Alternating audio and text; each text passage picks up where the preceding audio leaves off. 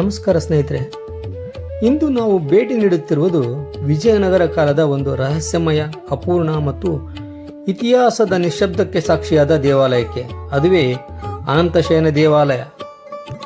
ಈ ದೇವಾಲಯವನ್ನು ವಿಜಯನಗರ ಸಾಮ್ರಾಜ್ಯದ ಮಹಾನ್ ರಾಜ ಶ್ರೀಕೃಷ್ಣ ದೇವರಾಯರು ತಮ್ಮ ಅಕಾಲ ಮರಣ ಹೊಂದಿದ ಪುತ್ರ ತಿರುಮಲರಾಯನ ಸ್ಮರಣಾರ್ಥವಾಗಿ ಕ್ರಿಸ್ತಶಕ 1524ರಲ್ಲಿ ನಿರ್ಮಿಸಿದರೆಂದು ಶಾಸನಗಳು ತಿಳಿಸುತ್ತವೆ.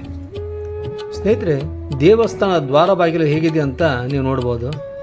ಎಷ್ಟು ಭವ್ಯವಾದ ದ್ವಾರ ಬಾಗಿಲು ಇದು.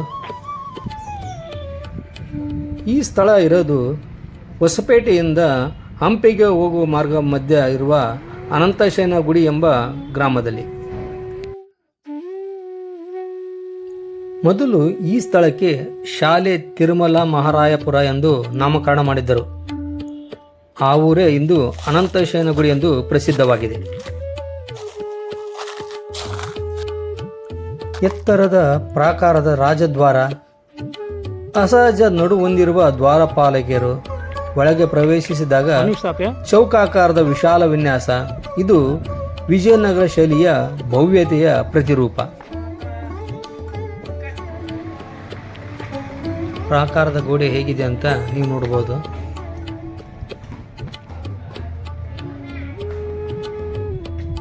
ದ್ವಾರಪಾಲಿಕೆಯರನ್ನು ಕೂಡ ನೀವು ಇಲ್ಲಿ ನೋಡಬಹುದು. ಎಷ್ಟು ಭವ್ಯತೆಯಿಂದ ಕೂಡಿದೆ ಈ ಮಹಾದ್ವಾರ. ನನ್ನ ಎದುರಿಗೆ ನೀವು ನೋಡ್ತಿದ್ರಲ್ಲ, ಇದುವೇ ಅನಂತಶಯನ ದೇವಸ್ಥಾನ.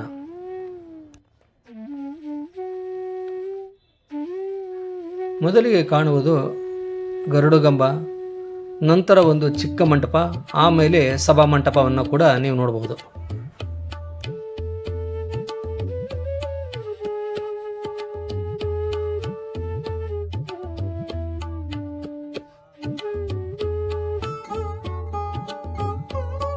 ನನ್ನ ಎದುರಿಗೆ ನೀವು ನೋಡಬಹುದು ದ್ವಾರಗಳಿಲ್ಲದ ಸಭಾ ಮಂಟಪವನ್ನು. ಈ ಸಭಾ ಮಂಟಪದಲ್ಲಿ 50ಕ್ಕೂ ಹೆಚ್ಚು ಕಂಬಗಳು ಇವೆ. ಪ್ರತಿ ಕಂಬದ ಮೇಲೂ ವಿಶೇಷ ಕೆತ್ತನೆಗಳನ್ನು ನೀವು ಗರುಡಗಂಬ. ಸಭಾ ಮಂಟಪದ ಕಂಬಗಳನ್ನು ಗಮನಿಸಿದರೆ ಕೆಲವು ಕೆತ್ತನೆಗಳು ಸಂಪೂರ್ಣವಾಗಿ ಪೂರ್ಣಗೊಂಡಿಲ್ಲ. ಇದು ನಿರ್ಮಾಣ ಮಧ್ಯದಲ್ಲಿ ನಿಂತಿತ್ತೇ ಎನ್ನುವ ಪ್ರಶ್ನೆಯನ್ನು ಹುಟ್ಟುಹಾಕುತ್ತದೆ. ಮುಂದಿನ ಸಾಲಿನಲ್ಲಿ 6 ಸುಂದರ ರಾಜಕಂಬಗಳು, ಇವುಗಳಲ್ಲಿ 2ರಲ್ಲಿ ಸಿಂಹ ಶಿಲ್ಪಗಳನ್ನು ಕೂಡ ನಾವು ನೋಡಬಹುದು. ಪ್ರವೇಶದಲ್ಲೇ ಇವು ದೇವಾಲಯದ ಶೌರ್ಯ ಮತ್ತು ವೈಭವವನ್ನು ಸೂಚಿಸುತ್ತವೆ.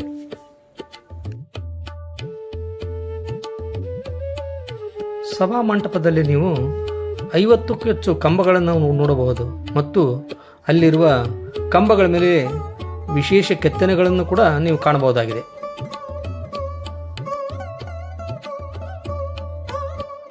ಬಹಳ ದೊಡ್ಡದಾದ ಮತ್ತು ವಿಶಾಲವಾದ ಸಭಾ ಮಂಟಪ ಇದು. ಎಷ್ಟು ಸುಂದರವಾಗಿದೆ.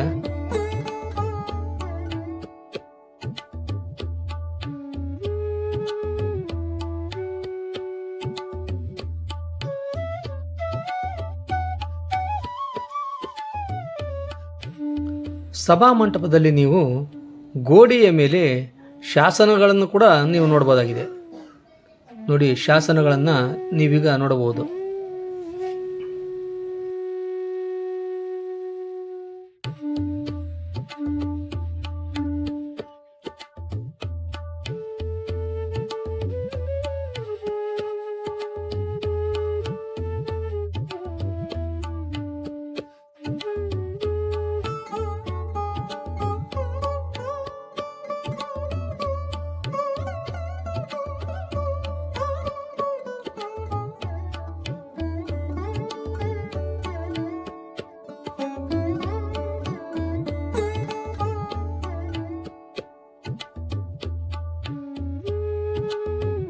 ಮುಂದಿನ ಭಾಗದಲ್ಲಿ ನೋಡ್ಬೋದು 6 ಸುಂದರ ರಾಜ ಕಂಬಗಳನ್ನು ನೀವು ನೋಡ್ಬೋದು.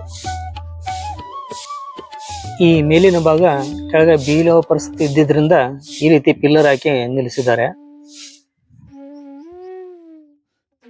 ಸಭಾ ಮಂಟಪದ ಪ್ರವೇಶ ದ್ವಾರದಲ್ಲಿ ನೀವು 2ರಲ್ಲಿ ಸಿಂಹ ಶಿಲ್ಪಗಳನ್ನು ಕಾಣಬಹುದು. ಅಂದರೆ ಹ್ಯಾಳಿ ಪ್ರಾಣಿಗಳನ್ನು ನೀವು ನೋಡಬಹುದಾಗಿದೆ. ಇವು ದೇವಾಲಯದ ಶೌರ್ಯ ಮತ್ತು ವೈಭವವನ್ನು ಸೂಚಿಸುತ್ತವೆ. ಸಭಾ ಮಂಟಪದ ನಂತರ ಆಯತಾಕಾರದ ಅಂತರಾಳ, ಅದಾದ ಬಳಿಕ ವಿಶಾಲ ಗರ್ಭಗುಡಿ. ಅಂತರಾಳದಿಂದ ಗರ್ಭಗುಡಿಗೆ ಒಟ್ಟು 3 ದ್ವಾರಗಳಿವೆ. ಅಂದರೆ ಮಧ್ಯದಲ್ಲಿ ಅನಂತ ಶಯನ ಶ್ರೀ ಮಹಾವಿಷ್ಣುವಿನ ಶಯನ ರೂಪ ಮತ್ತು 2 ಮಗ್ಗುಲಲ್ಲಿ 12 ದೇವತೆಗಳ ವಿಗ್ರಹ ಇರಬಹುದೆಂದು ಊಹಿಸಲಾಗಿದೆ. ಆದರೆ ಇಲ್ಲಿ ನೀವು ಪೀಠವನ್ನು ಮಾತ್ರ ನೋಡಬಹುದು. ಇದಕ್ಕಾಗಿಯೇ ಮೂಡಿಸಿದ ಅನಂತ ಶಯನ ಮೂರ್ತಿಯನ್ನು ನೀವು ಈಗ ನೋಡಬಹುದು. ಪ್ರಸ್ತುತ ಈ ಅನಂತ ಶಯನ ಮೂರ್ತಿ ವಿಜಯನಗರ ಜಿಲ್ಲೆಯ ಹೊಡಲು ಗ್ರಾಮದಲ್ಲಿದೆ. ಸುಮಾರು 12 ಅಡಿ ಉದ್ದದ ಅನಂತ ಶಯನ ಮೂರ್ತಿ. ಇದು ತುಂಬ ಸುಂದರವಾಗಿದೆ. ನಾನು ನಿಮಗೆ ಮೊದಲೇ ತಿಳಿಸಿದ ಹಾಗೆ ಈ ಗರ್ಭಗುಡಿಗೆ 3 ಬಾಗಿಲುಗಳಿವೆ.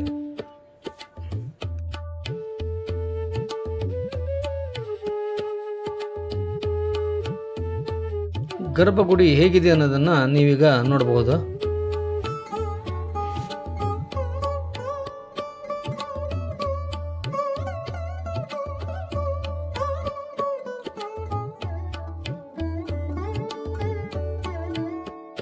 ಈ ದೇವಸ್ಥಾನ ಉತ್ತರಕ್ಕೆ ಮುಖ ಮಾಡಿದ್ದು ಪೂರ್ವಕ್ಕೆ ಮತ್ತು ಪಶ್ಚಿಮಕ್ಕೆ ಪ್ರಾಕಾರದ ಗೋಡೆಗಳಿವೆ. ಪುರಾತತ್ವ ಇಲಾಖೆಯವರು ಹೊರಗಿನ ಗೋಡೆಗಳನ್ನು ನಿರ್ಮಿಸಿ ಮೂಲ ರಚನೆಗೆ ಪ್ರಯತ್ನ ಪಡ್ತಾ ಇದ್ದಾರೆ.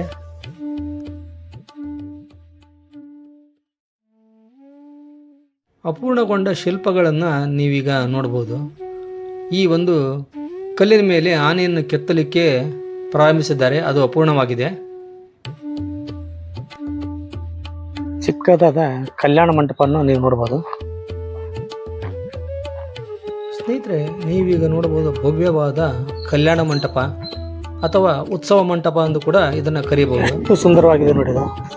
ಇಲ್ಲಿರುವ ಪ್ರತಿಯೊಂದು ಕಂಬದ ಮೇಲೂ ಉಬ್ಬು ಶಿಲ್ಪಗಳನ್ನು ಕೆತ್ತಲಾಗಿದೆ. ಈ ಮಂಟಪದಲ್ಲಿ ಸಾಕಷ್ಟು ಉಬ್ಬು ಚಿತ್ರಗಳನ್ನು ಉತ್ಸವ ಮಂಟಪ ಅಥವಾ ಕಲ್ಯಾಣ ಮಂಟಪ.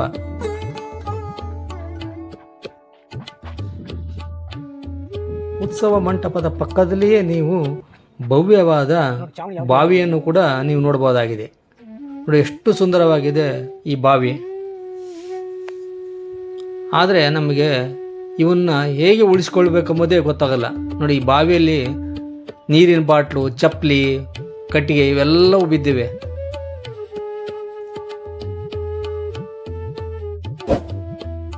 ಬಾವಿಯ ನೀರು ಮಲಿನವಾಗಿದೆ. ಇದನ್ನು ಸ್ವಚ್ಛತೆ ಮಾಡಿ ಮತ್ತೆ ನಾವು ಕೂಡ ಮರುಬಳಕೆ ಮಾಡಬಹುದು. ಎಷ್ಟು ಸುಂದರವಾದ ಅದ್ಭುತವಾದ ಬಾವಿ ಇದು. ತುಂಬ ಅದ್ಭುತವಾಗಿದೆ. ಈ ದೇವಾಲಯದ ಒಳಗೆ ಇನ್ನೊಂದು ಚಿಕ್ಕ ಬಾವಿಯನ್ನು ಕೂಡ ನೀವು ನೋಡಬಹುದು. ಅಥವಾ ಅಲ್ಲಿ ದೇವಸ್ಥಾನ ಇರ್ಬೋದು ಅಂತ ಕಾಣುತ್ತೆ. ಕೆಳಗಡೆ ಪೀಠ ಇದೆ.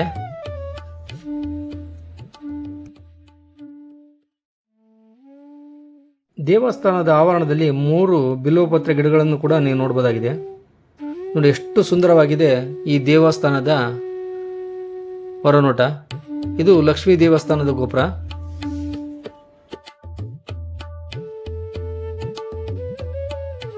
ಎಷ್ಟು ದೊಡ್ಡದಾದ ಕಲ್ಲಿನ ಗೋಡೆಗಳು ದೇವಸ್ಥಾನಕ್ಕೆ. ತುಂಬ ಅದ್ಭುತ.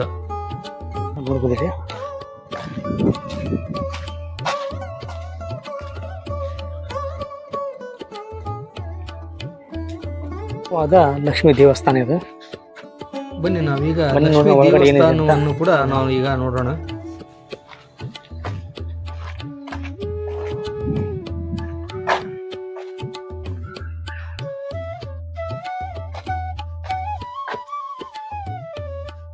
ದೇವಸ್ಥಾನ ಒಳಗಡೆ ಹೋಗೋಣ. ಇದು ಲಕ್ಷ್ಮೀ ದೇವಸ್ಥಾನ ನೋಡಿ, ಯಾವ ಇದು ಕೂಡ ರೀತಿ ಇದೆ ಅಂತ ಎಷ್ಟು ಹೇಳಿ. ಸುಂದರವಾಗಿದೆ. ಇಲ್ಲಿ ಕೂಡ ಯಾವುದೇ ಪೀಠ ಇಲ್ಲ, ಮೂರ್ತಿಗಳಿಲ್ಲ, ಕೇವಲ ಪೀಠ ಮಾತ್ರ ಇದೆ. ಅಂತರಾಳ ಗರ್ಭಗುಡಿಯನ್ನು ಕೂಡ ನೀವೀಗ ನೋಡ್ಬೋದು. ಎಷ್ಟು ಸುಂದರವಾಗಿದೆ ನೋಡಿ ಈ ಲಕ್ಷ್ಮೀ ದೇವಸ್ಥಾನ. ಇಲ್ಲಿ ಕೂಡ ಲಕ್ಷ್ಮೀ ಸಾಕಷ್ಟು ಉಬ್ಬು ದೇವಸ್ಥಾನದಲ್ಲಿರುವ ಚಿತ್ರಗಳನ್ನು ನೀವು ನೋಡಬಹುದು ಕಂಬಗಳ ಮೇಲೆ.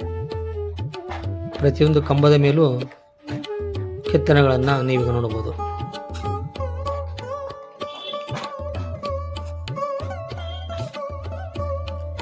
ಪೂರ್ಣವಾಗದ ಕೆತ್ತನೆಗಳು, ಶಿಲ್ಪ ಸೌಂದರ್ಯದ ಕೊರತೆ, ಪ್ರತಿಷ್ಠಾಪಿತ ಮೂರ್ತಿಗಳಿಲ್ಲದಿರುವುದು, ಇವುಗಳಿಂದ ಈ ದೇವಾಲಯವು ಅಪೂರ್ಣವಾಗಿಯೇ ಉಳಿದಿರಬಹುದೆಂದು ವಾದಕ್ಕೆ ಪುಷ್ಟಿ ಸಿಗುತ್ತದೆ. 1565 ನಂತರ ಏನಾಯಿತು?